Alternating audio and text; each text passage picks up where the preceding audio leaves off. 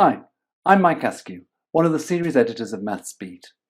In this video I want to share with you some of the ideas that were behind the development of MathsBeat, and then look at a couple of examples from the materials which I hope will give you a sense of how we've put those principles into practice. The group of us involved in developing the initial ideas for MathsBeat shared some common aims and interests. One of the things we were keen on was that fluency, problem solving and reasoning were thought of as three interconnected ways of working on mathematics, not three sequences children have to work through. We do think reasoning is just as important as fluency. Problem solving glues reasoning and fluency together, and that reasoning is something all children need to have access to, not just those children who we think are grasping the mathematics more quickly. We also wanted to produce a support for teachers that was flexible. We don't believe that anybody sitting in Oxford or, as I am currently in South Africa, can know what a class needs on a particular day, and so we wanted something that allowed teachers to be in control of much of the pacing and selection of the materials. And as I mentioned, problem solving is something, again, that we don't see as something that's built onto the end. You know, we do our problem solving on Friday, but problem solving is really what mathematics is about. It's where mathematics came from. Mathematics was developed to solve problems. And so children need to be problem solvers and solving mathematical problems to really get a sense of what the power of mathematics is about. So with those aims in mind, Oxford University Press have produced MathsBeat.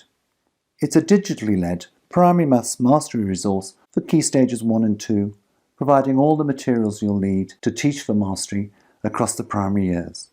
MathsBeat provides a clear and consistent teaching approach to mastery, but over and above that is designed around learning tasks that we hope children will find engaging and enjoyable, and so come to see that learning mathematics is a worthwhile endeavour in its own right. When you enter the MathsBeat digital interface, you see there's a range of materials, with the most important ones that you're going to need at the front.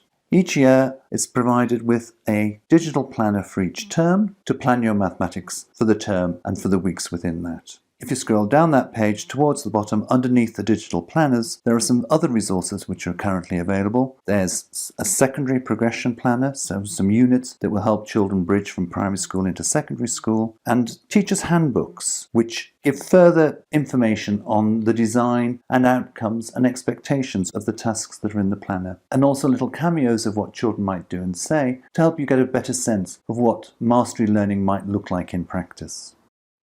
So let's dive into one of the digital planners. We're going to go into Year 2, Term 2 and look at some tasks around multiplication and division. When you first open any of the digital planners, you're taken to an introductory page which explains how the planner works, but if you've already opened one of the planners, you'll be taken to the page you last visited, so you don't always have to navigate to that right from the beginning. At the bottom here, there's a link to the overall contents for that term's planner. So by clicking on that, you can navigate directly to particular topics or particular weeks. We're going to look at the multiplication, which is split into 2 weeks in this term, looking at multiplication and division fact families and solving problems. The first page of every unit looks something like this. It'll tell you how many weeks are involved and give you a brief overview of what the unit is covering. We want the materials to be as accessible as possible to teachers, so each unit has got this little section which helps you get a quick overview of what's going to be happening. There's a short video which lasts between about 3 and 5 minutes but covers the main topics and main ideas that the unit's going to be addressing. If you think you might want to check up on whether your children are ready to move on to the content of this unit, then there's a link to the sort of prerequisite knowledge that it would be helpful for them to have. And if having looked at that you think it might be helpful to do a little bit of preemptive teaching, there's some suggestions for activities you can do to get your children up to speed. As you might expect, everything's clearly linked to the national curriculum objectives, but also the aims of the unit itself are set out.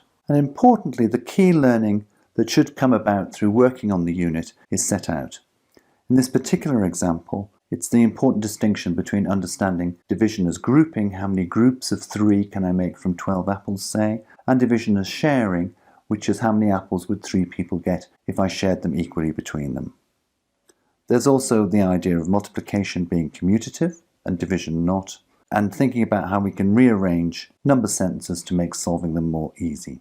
After that page giving a sense of what the entire unit is going to cover, it's then broken down into weeks, and you get a page describing what the content of each week will be. So you can see the week is divided up into a number of tasks, and there's 3 kind of forms to the tasks here. We've got what we're calling launch tasks. This is a task that's going to be largely based in looking at some images, talking about things, sharing some experiences, and it's designed to do 2 things. It's designed to help you as the teacher get a sense of what your children already know about what's coming up in the unit so you can adapt your teaching accordingly, but it's also designed to give the children themselves a sense of what the unit is going to be about. Each week then has a series of what we're calling learning tasks, which are the activities that you're going to work on with your children to help develop the ideas in the unit. The role of the teacher changes somewhat as you work through these tasks, that there might be quite a lot of teacher input at the beginning, but that's going to be reduced as you go on, so more of the mastery is being handed over to the children. And each week then finishes with what we're calling a bigger thinking for all task. This is something that gives the children a chance to demonstrate what they've learnt over the course of the week. It's a more open-ended task, so children can take it to different levels. And it gives you another assessment opportunity to look at what the children are doing and see how much of the ideas have really been embedded for them. You also get a quick overview of what you're going to need and the key vocabulary and the particular objectives of that week.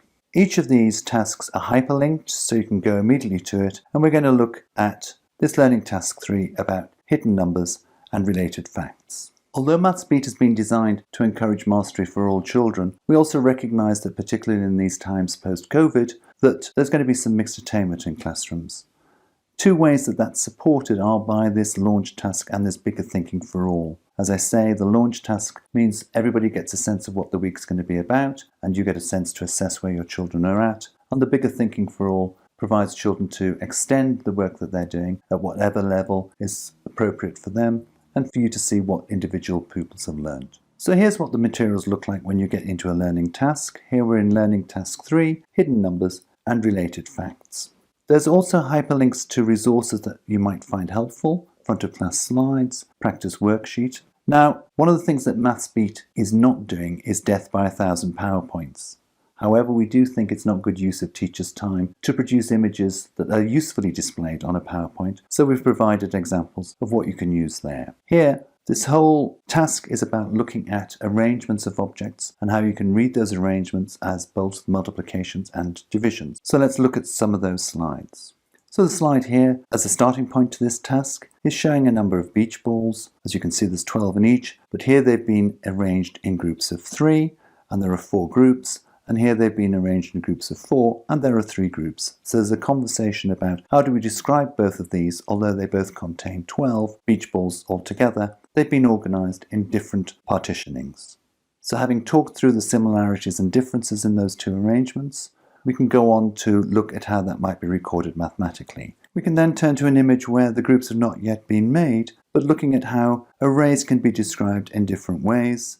One of the key features of MathsBeat is consistency and careful progression across the years. An important feature is the consistent use of language and representations. So although children are meeting arrays in the context here of looking at arrangements of 12 in year 2, that gets followed through to use arrays to start to look at more complicated multiplications, how arrays can support understanding of the long multiplication algorithm, and also how we can use arrays to represent things like multiplication of fractions. So the key thing here is because everything is linked through the years, if you do decide that your children are perhaps not ready for a particular level of a topic, then you can go back through the planners to the term before and find an appropriate level to teach for where your classes are at. And equally, of course, you might want to look ahead and see if there's something more challenging if you think the children are already on top of what you're teaching.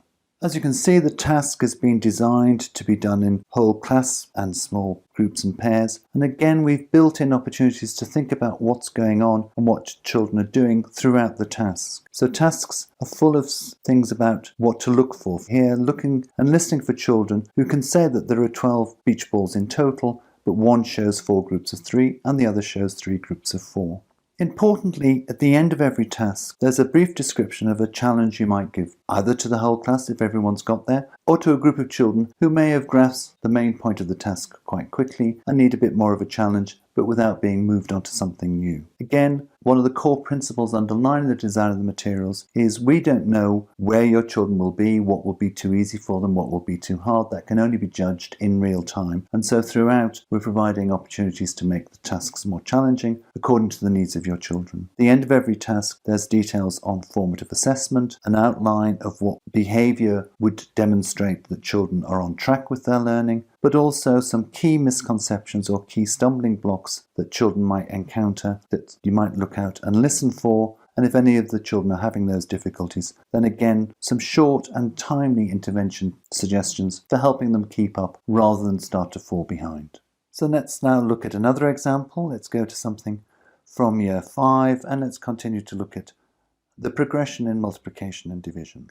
This is a 3-week unit, and as you can see, the layout is the same. Get the unit content, hyperlinks to these videos and support materials for getting children ready for the unit if you think they need it, national curriculum objectives, the aims of the unit, and again the key learning points. In this particular unit, we're working on how square numbers are related to cube numbers and also the power of multiplying and dividing by 10 to develop children's understanding not only of place value but of decimal numbers. This is a 3-week unit. When we go into the overview for week 2, we see the similar layout of having a launch task, a bigger thinking for all tasks, and in this case we've got 4 learning tasks between them. As with the Year 2, these are all hyperlinked, so if I was to click on Learning Task 2, I'd be taken straight to it. And here is that page. It's all about introducing cube numbers and constructing these and identifying and talking about them. We've got a set of front of class slides here. So again, this is to ease you as the teacher on having to prepare materials. So the first image is recapping on something children will have done before, which is looking at square numbers. We're giving the image there of the first 4 square numbers. Then the link is being made between square numbers and cube numbers. So again, we can talk about from this slide what are the similarities and differences between what's going on with the squares, what's going on with the cubes, talk about how you might calculate them and record them. And then we have the ability to click through and show the calculations and the overall square number and cube number, what's the same and what's different about these representations and these numbers.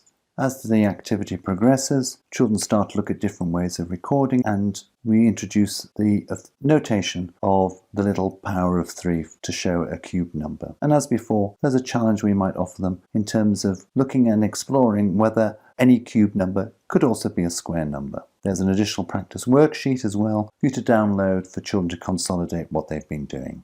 And just as we saw with the Year 2 example, there's advice on what to look out for to be confident that children are grasping the key idea of the task, but also a suggestion for timely intervention. It's a common misunderstanding that 4 multiplied by 4 multiplied by 4 is the same as 3 times 4. And so there's advice for how to help children who might be making that misunderstanding. As I mentioned earlier, one of the key principles behind the design of these materials is that no author writing materials can know exactly what any class will need on any day. Only the teacher can do that, and central to that decision making is formative assessment. So it's embedded throughout MathsBeat. As I've said at the unit overview level, we set out what knowledge we think is required to engage with that week's work and what preemptive teaching might be appropriate for children who you think might need a little support into the week. The launch task helps you get a sense of what children already know about the content of the week. And at the end of the week, the bigger thinking for all gives you the opportunity to see just how much your children have learned. But there's also these opportunities of things to look at and listen for as the task itself unfolds, and the advice at the end of each task about what to look for when children are on track, and ideas for timely, on-the-spot intervention for children who may need a little bit more support. So I hope that's given you a sense of what MathsBeat is about and what we're trying to do with it. I guess one of the things running through is what I would call active learning. And what I mean by that is it's not just hands-on learning. Yes, I'm a big fan of children having concrete materials to manipulate and work with, but really active learning is about engaging their brains as well as their hands. It's through having actions that you then talk about, think about and reflect on that the mathematical learning comes through. I hope I've given you a sense of how some of the activities in MathsBeat are doing that, and I hope that you'll look further into what this resource might offer you. Thanks for being with me.